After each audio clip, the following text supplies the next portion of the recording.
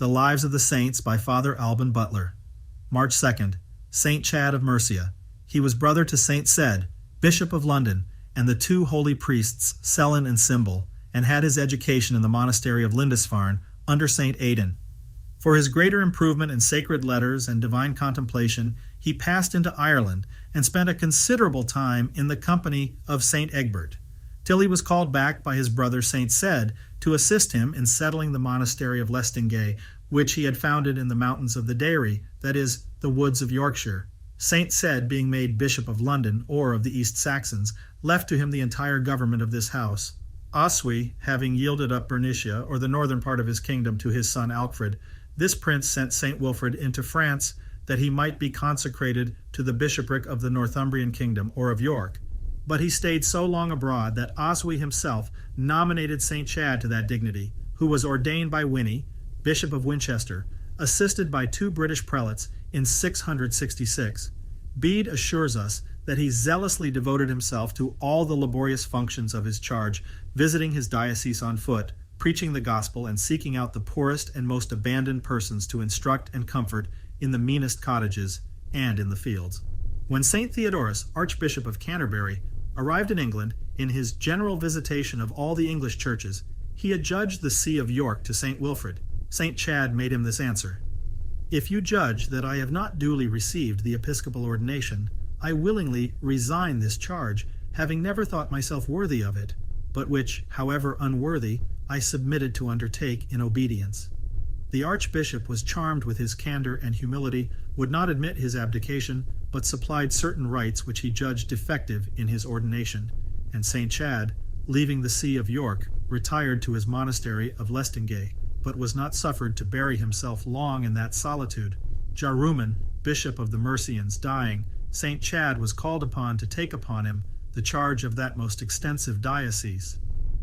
He was the 5th bishop of the Mercians, and first fixed that see at Lichfield, so called from a great number of martyrs slain and buried there under Maximianus Herculeus, the name signifying the field of carcasses. Hence, this city bears for its arms a landscape covered with the bodies of martyrs. St. Theodore, considering St. Chad's old age and the great extent of his diocese, absolutely forbade him to make his visitations on foot, as he used to do at York.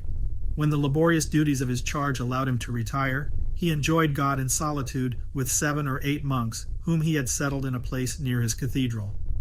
Here he gained new strength and fresh graces for the discharge of his functions.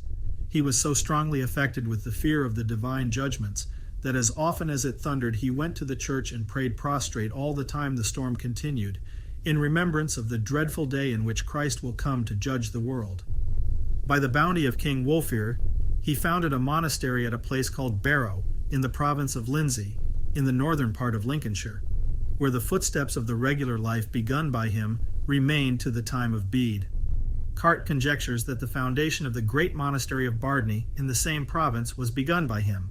St. Chad governed his diocese of Lichfield 2 years and a half, and died in the great pestilence on the 2nd of March in 673.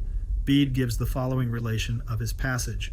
Among the 8 monks whom he kept with him at Lichfield was one Owini, who came with Queen Ethelred, commonly called Saint Audrey, from the province of the East Angles, and was her major domo and the first officer of her court, till quitting the world, clad in a mean garment, and carrying an axe and a hatchet in his hand, he went to the monastery of Lestingay, signifying that he came to work and not to be idle, which he made good by his behavior in the monastic state. This monk declared that he one day heard a joyful melody of some person sweetly singing, which descended from heaven into the bishop's oratory, filled the same for about half an hour, then mounted again to heaven. After this, the bishop, opening his window and seeing him at his work, bade him call the other 7 brethren.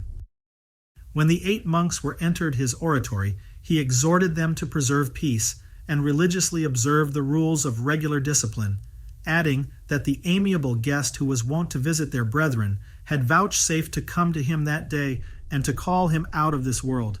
Wherefore he earnestly recommended his passage to their prayers, and pressed them to prepare for their own, the hour of which is uncertain, by watching, prayer, and good works. The bishop fell presently into a languishing distemper, which daily increased, till, on the 7th day, having received the body and blood of our Lord, he departed to bliss, to which he was invited by the happy soul of his brother St. Ced, and a company of angels with heavenly music. He was buried in the church of St. Mary in Lichfield, but his body was soon after removed to that of St. Peter, in both places honored by miraculous cures, as Bede mentions. His relics were afterwards translated into the great church, which was built in 1148, under the invocation of the Blessed Virgin and St. Chad, which is now the cathedral, and they remained there till the change of religion.